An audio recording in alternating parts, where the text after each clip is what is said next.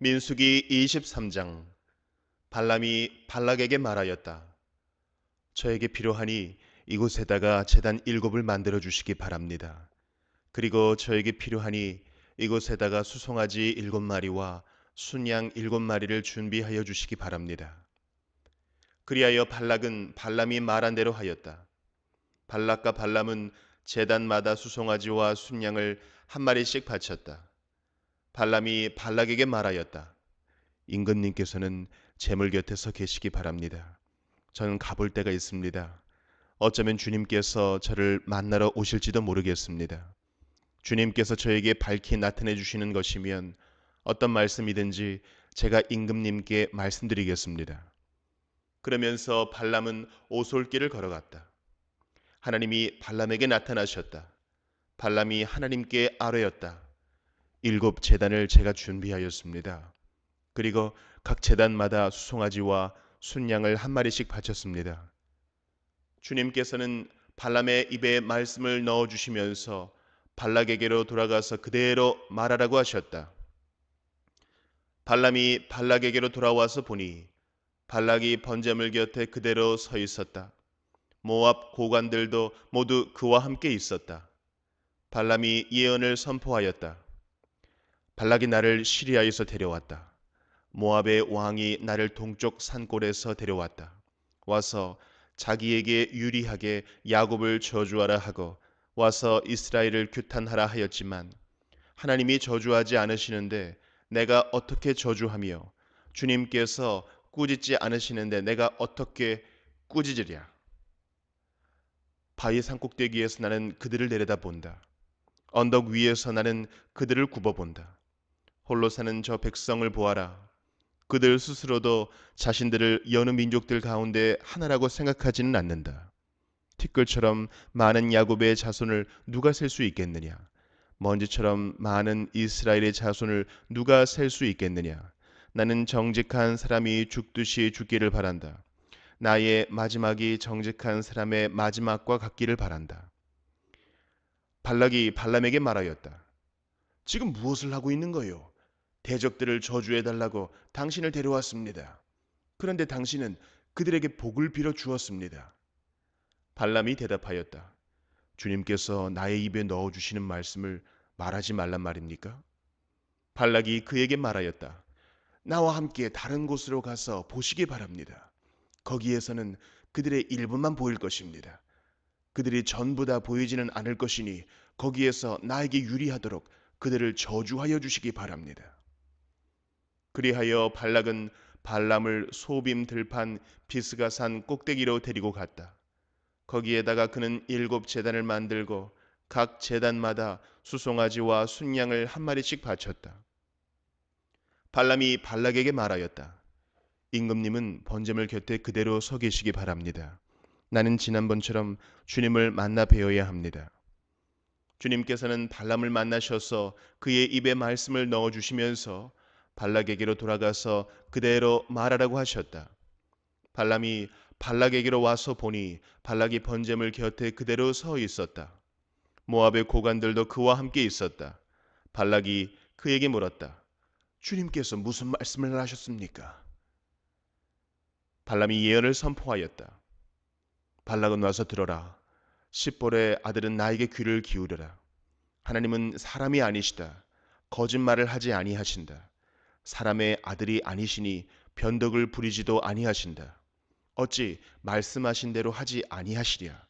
어찌 약속하신 것을 이루지 아니하시랴? 나는 축복하라 하시는 명을 받았다. 주님께서 복을 베푸셨으니 내가 그것을 바꿀 수 없다. 주님께서는 야곱에게서 아무런 죄도 찾지 못하셨다. 주님께서는 이스라엘에게서 어떤 잘못도 발견하지 못하셨다. 그들의 주 하나님이 그들과 함께 계신다. 주님을 임금으로 떠받드는 소리가 그들에게서 들린다. 하나님이 그들을 이집트에서 이끌어내셨다. 그에게는 들소와 같은 힘이 있다. 야곱의 맞설 마술은 없다. 이스라엘의 맞설 술법도 없다. 이제는 사람들이 야곱과 이스라엘에게 물을 것이다. 하나님이 하신 일이 어찌 그리 크냐고. 보아라, 그 백성이 암사자처럼 일어난다. 그들이 수사자처럼 우뚝 선다. 짐승을 잡아먹지 아니하고는 짐승을 찔러 그 피를 마시지 아니하고는 눕지 아니할 것이다. 발락이 발람에게 말하였다. 그들에게 저주도 빌지 말고 그들에게 복도 빌지 마시오. 발람이 발락에게 이렇게 대답하였다. 무엇이든 주님께서 내게 말씀하신 것만을 말하겠다고 내가 말씀드리지 않았습니까? 발락이 발람에게 말하였다. 함께 가시기 바랍니다. 내가 당신을 다른 곳으로 데리고 가겠습니다. 하나님 보시기에 올바른 일이면 거기에서 나에게 유리하도록 그들을 저주하여 주시기 바랍니다. 발락은 발람을 광야가 내려다 보이는 부올산 꼭대기로 데리고 갔다.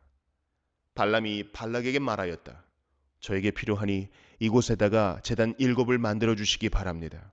그리고 저에게 필요하니 이곳에다가 수송아지 7마리와 순양 7마리를 준비하여 주시기 바랍니다. 그리하여 발락은 발람이 말한 대로 하였다. 제단마다 수송아지와 순양을 한 마리씩 바쳤다. 시편 64편. 하나님, 내가 탄식할 때에 내 소리를 들어주십시오. 원수들의 위협에서 내 생명을 지켜주십시오. 악인들이 은밀하게 모의할 때에 나를 숨겨주시고 악한 일을 저지르는 자들의 폭력에서 나를 지켜주십시오. 그들은 칼날처럼 날카롭게 혀를 버려 화살처럼 독소를 뽑아냅니다. 죄 없는 사람을 쏘려고 몰래 숨어 있다가 느닷없이 쏘고서도 거리낌조차 없습니다. 그들은 악한 일을 두고 서로 격려하며 남몰래 올가미를 치려고 모의하며 누가 우리를 보랴 하고 큰 소리를 칩니다. 그들이 악을 꾀하고 은밀하게 음모를 꾸미니 사람의 속마음은 참으로 알 수 없습니다. 그러나 하나님이 활을 쏘실 것이니 그들이 화살을 맞고서 순식간에 쓰러질 것이다. 하나님은 그들이 혀를 놀려서 한 말 때문에 그들을 멸하실 것이니 이것을 보는 자마다 도망칠 것이다. 그들은 모두 다 두려움에 사로잡혀 하나님이 하신 일을 선포하며 하나님이 하신 일을 생각하게 될 것이다.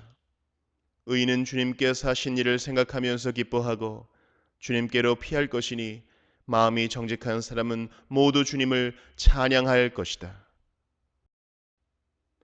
시편 65편. 하나님, 시온에서 주님을 찬양함이 마땅한 일이니 우리가 주님께 한 소원을 지키렵니다. 우리의 기도를 들으시는 주님, 육신을 가진 사람이면 누구나 주님께로 나아옵니다. 저마다 지은 죄 감당하기에 너무 어려울 때에 오직 주님만이 그 죄를 용서하여 주십니다. 주님께서 택하시고 가까이 오게 하시어 주님의 뜰에 머물게 하신 그 사람은 복이 있는 사람입니다. 그러므로 우리는 주님의 집, 주님의 거룩한 성전에서 온갖 좋은 복으로 만족하렵니다. 우리를 구원하시는 하나님, 주님께서 그 놀라운 행적으로 정의를 세우시며 우리에게 응답하여 주심으로 땅끝까지, 먼 바다끝까지 모든 사람이 주님을 의지합니다. 주님께서는 주님의 힘으로, 주님의 능력으로 허리에 띠를 동이시고 산들이 뿌리를 내리게 하셨습니다.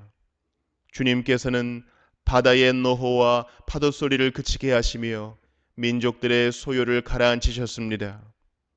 땅끝에 사는 사람들까지 주님께서 보이신 징조를 보고 두려워서 떱니다. 해 뜨는 곳과 해 지는 곳까지도 주님께서는 즐거운 노래를 부르게 하십니다. 주님께서 땅을 돌보시어 땅에 물을 대주시고 큰 풍년이 들게 해주십니다. 하나님께서 손수 놓으신 물길에 물을 가득 채우시고 오곡을 마련해 주시니 이것은 주님께서 이 땅에다가 그렇게 준비해 주신 것입니다. 주님께서 또 바디랑에 물을 넉넉히 대시고 이랑 끝을 마무르시며 밭을 단비로 적시며 돋는 새싹에 복을 내려주십니다. 주님께서 큰 복을 내리시어 한 해를 이렇듯 영광스럽게 꾸미시니 주님께서 지나시는 자취마다 기름이 뚝뚝 떨어집니다. 그 기름이 광야의 목장에도 여울져 흐르고 언덕들도 즐거워합니다. 목장마다 양떼로 뒤덮이고 골짜기마다 오곡이 가득하니 기쁨의 함성이 터져 나오고 즐거운 노랫소리 그치지 않습니다. 이사야 13장. 다음은 아모스의 아들 이사야가 바벨론을 두고 받은 엄한 경고의 예언이다. 너희는 벌거숭이가 된 산 위에 공격 신호 깃발을 세우고 소리를 높여서 용사들을 소집하여라. 바빌론의 존귀한 자들이 사는 문들로 그 용사들이 쳐들어가도록 손을 들어 공격 신호를 보내라. 나는 이미 내가 거룩히 구별한 사람들에게 명령을 내렸고 나의 분노를 원수들에게 쏟아 놓으려고 사기가 충천한 나의 용사들을 불렀다. 저 소리를 들어보아라. 산 위에서 웅성거리는 소리다. 저 소리를 들어보아라. 무리가 떠드는 소리다. 저 소리를 들어보아라. 나라들이 소리치고 나라들이 모여서 떠드는 소리다. 만군의 주님께서 공격을 앞두고 군대를 검열하실 것이다. 주님의 군대가 먼 나라에서 온다. 하늘 끝 저 너머에서 온다. 그들이 주님과 함께 그 진노의 무기로 온 땅을 멸하려 온다. 슬피 울어라. 주님께서 오실 날이 가깝다. 전능하신 분께서 오시는 날, 파멸의 날이 곧 이른다. 날이 가까이 올수록 사람들의 손이 축 늘어지고 간담이 녹을 것이다. 그들이 공포에 사로잡히고 괴로워하고 아파하는 것이 해산하는 여인이 몸부림치듯 할 것이다. 그들은 놀라 서로 쳐다보며 공포에 질릴 것이다. 주님의 날이 온다. 무자비한 날, 진노와 맹렬한 분노의 날, 땅을 황폐하게 하고 그 땅에서 죄인들을 멸절시키는 주님의 날이 온다. 하늘의 별들과 그 성좌들이 빛을 내지 못하며 해가 떠도 어둡고 달 또한 그 빛을 비추지 못할 것이다. 내가 세상의 악과 흉악한 자들의 악행을 벌하겠다. 교만한 자들의 오만을 꺾어놓고 포악한 자들의 거만을 낮추어 놓겠다. 내가 사람들의 수를 순금보다 희귀하게 만들고 오빌의 금보다도 드물게 만들겠다. 하늘이 진동하고 땅이 흔들리게 하겠다. 만군의 주님께서 진노하시는 날에, 그 분노가 맹렬히 불타는 날에 이 일이 이루어질 것이다.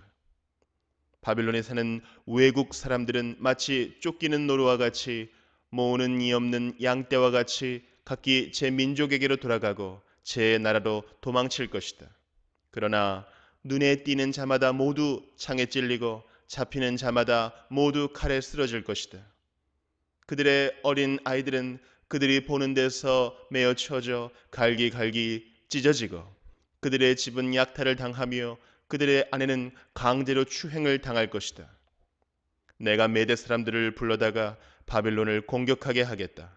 메대 군인들은 은 따위에는 관심도 없고 금 같은 것도 좋아하지 않는다. 그들은 활로 젊은이들을 쏘아 갈기갈기 찢어 죽이며 갓난 아기를 가엾게 여기지 않고 아이들을 불쌍히 여기지 않는다. 나라들 가운데서 가장 찬란한 바빌론, 바빌로니아 사람의 영예여 자랑거리인 바빌론은 하나님께서 멸망시키실 때에 마치 소돔과 고모라처럼 될 것이다. 그곳에는 영원토록 사람이 살지 못하며 오고 오는 세대에도 사는 사람이 없을 것이다. 떠돌아다니는 아랍 사람도 거기에는 장막을 치지 않으며 목자들도 거기에서는 양떼에게 풀을 뜯기지 않을 것이다. 거기에는 다만 들짐승들이나 뒹굴며 사람이 살던 집에는 부르짖는 짐승들이 가득하며 타조들이 거기에 깃들이며 사냥들이 그 폐허에서 뛰어놀 것이다. 화려하던 궁전에서는 승냥이가 울부짖고 화려하던 신전에서는 늑대가 올 것이다. 그때가 다가오고 있다. 그날은 절대로 연기되지 않는다. 베드로전서 1장. 예수 그리스도의 사도인 베드로가 본도와 갈라디아와 갑바도기아와 아시아와 비두니아에 흩어져서 사는 나그네들인 택하심을 입은 이들에게 이 편지를 씁니다. 하나님 아버지께서 여러분을 미리 아시고 성령으로 거룩하게 해주셔서 여러분은 순종하게 되고 예수 그리스도의 피 뿌림을 받게 되었습니다. 여러분에게 은혜와 평화가 더욱 가득 차기를 빕니다. 우리 주 예수 그리스도의 하나님 아버지께 찬양을 드립시다. 하나님께서는 그 크신 자비로 우리를 새로 태어나게 하셨습니다. 그리하여 그는 죽은 사람들 가운데서 예수 그리스도가 부활하심으로 말미암아 우리로 하여금 산 소망을 갖게 해주셨으며 썩지 않고 더러워지지 않고 낡아 없어지지 않는 유산을 물려받게 하셨습니다. 이 유산은 여러분을 위하여 하늘에 간직되어 있습니다. 하나님께서는 여러분의 믿음을 보시고 그의 능력으로 여러분을 보호해 주시며 마지막 때에 나타나기로 되어 있는 구원을 얻게 해 주십니다. 그러므로 여러분이 지금 잠시 동안 여러 가지 시련 속에서 어쩔 수 없이 슬픔을 당하게 되었다 하더라도 기뻐하십시오. 하나님께서는 여러분의 믿음을 단련하셔서 불로 단련하지만 결국 없어지고 마는 금보다 더 귀한 것이 되게 하시며 예수 그리스도께서 나타나실 때에 여러분에게 칭찬과 영광과 존귀를 얻게 해주십니다. 여러분은 그리스도를 본 일이 없으면서도 사랑하며 지금 그를 보지 못하면서도 믿으며 말로 다 표현할 수 없는 즐거움과 영광을 누리면서 기뻐하고 있습니다. 여러분은 믿음의 목표, 곧 여러분의 영혼의 구원을 받고 있는 것입니다. 예언자들은 이 구원을 자세히 살피고 연구하였습니다. 그들은 여러분이 받을 은혜를 예언하였습니다. 누구에게 또는 어느 때에 이런 일이 일어날 것인지를 그들이 연구할 때에 그들 안에 계신 그리스도의 영이 그리스도에게 닥칠 고난과 그 뒤에 올 영광을 미리 증언하여 드러내 주셨습니다.